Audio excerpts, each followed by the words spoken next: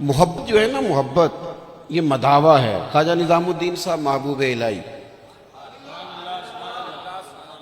رحمت اللہ علیہ کے مرید نے پوچھا کہ حضرت حالات بڑے خراب ہیں، لوگ بڑا تنگ کرتے ہیں، رشتہ دار بھی ستاتے ہیں، دوست بھی بے وفائی کر جاتے ہیں، مخلص ہو کے چلتے ہیں لیکن سامنے سے نتیجہ کچھ نہیں نکلتا، حضور ان مسائل کا کوئی حل؟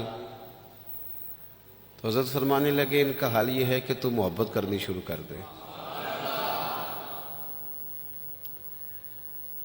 تو سارے مرید بسم اللہ کہہ کے بات قبول نہیں کرتے، کچھ کے پاس کئی جواب بھی ہوتے ہیں، وقتی طور پہ ہاں کر بھی جائیں لیکن اپنے اندر سے وہ جھگڑا بھی کر رہے ہوتے ہیں. تو اس نے کہا حضور وہ بات تو آپ کی ٹھیک ہے، لیکن اگر محبت سے حل نہ ہو مسئلہ تو میں تو پھر محبت کروں گا، لیکن اگر اس سے حل نہ ہو تو حضرت فرمانے لگے نسخہ یہی ہے، اگر حل نہ ہوا تو ذرا خوراکیں زیادہ کر دینا، ذرا تھوڑا سا اس میں اضافہ کر دینا، 2 ٹائم کی بجائے 3 ٹائم کر لینا محبت، پھر 6 ٹائم کر لینا، اسی کو بڑھانا ہے نسخہ. ہم نا جب تک محبت میں کامل نہیں ہوتے. آپ دیکھیں نا، داتا صاحب نے ایک جملہ لکھا ہے، داتا صاحب فرماتے ہیں یہ جو محبوب ہوتا ہے نا اس پر غصہ نہیں آتا، اور جس پر غصہ ہے وہ محبوب نہیں ہوتا. محبوب پر غصہ نہیں آتا. فرماتے ہیں جب رب رسول محبوب ہو جاتے ہیں نا تو پھر سخت احکام بھی بندہ بڑی دل جمی کے ساتھ قبول کرتا ہے. اور اس کے لیے ذرا تھوڑا سا کیا کہا رسول پاک علیہ السلام نے؟ ہمارے کریم محبوب علیہ السلام نے ہمیں کہا کہ تکمیل ایمان کی شرط یہ ہے کہ تم ہر چیز سے بڑھ کر اپنے نبی سے محبت کرو. ہمیں نا پہلے اس پر غور کرنا ہے، اس پر پوری توجہ کرنی ہے، اس بات پر کہ ہمارے دلوں میں محبت کی وہ کیفیات. ہم ساری چیزوں کا حل تقریروں سے چاہتے ہیں، تقریریں بھی بڑا اثر کرتی ہیں، بڑا فائدہ کرتی ہیں، پر لیکن جو اثر کیفیت کرتی ہے نا، کیفیت، آپ کا کوئی اپنا رو رہا ہو تو اسے دیکھ کر خود بخود آنسو آ جاتے ہیں. آپ کا کوئی بچہ خوش ہونا تو اسے دیکھ کر خود بخود طبیعت خوش ہو جاتی ہے. پہلے یہ عملاً دیکھنا ہے کہ رسول رحمت علیہ السلام کی محبت ہمارے اوپر کس طرح طاری ہے، اس کی کیفیات.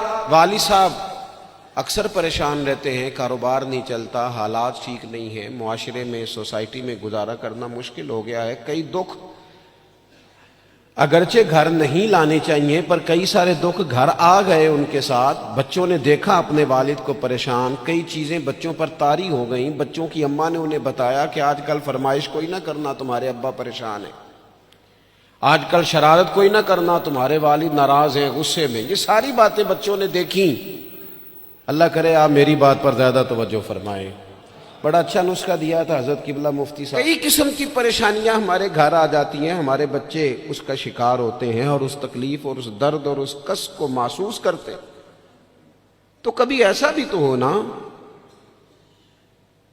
کہ رات کو اچانک والد رو پڑے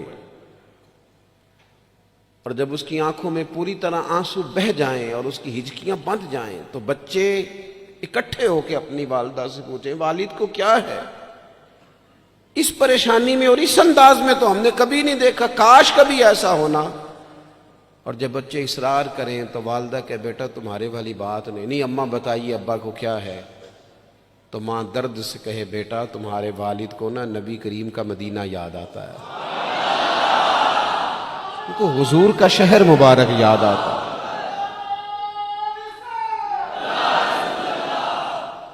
یہ جب یہ کیفیات ہماری اولاد تک پہنچیں گی تو اس کا جو اثر ہوگا نا، دیکھیں نا حضرت خالد بن میدان رضی اللہ تعالیٰ عنہ صحابی ہیں، ان کی صاحبزادی کہتی ہیں میرے والد رات کو کہا کرتے تھے کسی صحابی کو بلا کے لاؤ،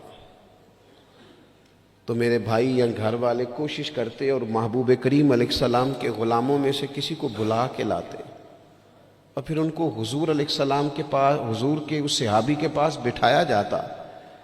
فرماتی ہیں پھر میرے والد ان سے فرمائش کرتے کہ مجھے میرے کریم رسول کی کوئی بات تو سناؤ، کوئی بات، کوئی تذکرہ. ہمارے ہاں چونکہ تقریریں روز ہوتی ہیں، جمعے میں تقریر ہو رہی ہے، محفل میں تقریر ہو رہی ہے، تو وہ لینے کا خاص ذوق اور لہجوں کا وہ وضو اور نیتوں کا وہ خلوص اور کشکول کا وہ سیدھا ہونا اور غسول کا وہ جذبہ اس کیفیت کا الا ماشاءاللہ نہیں رہا.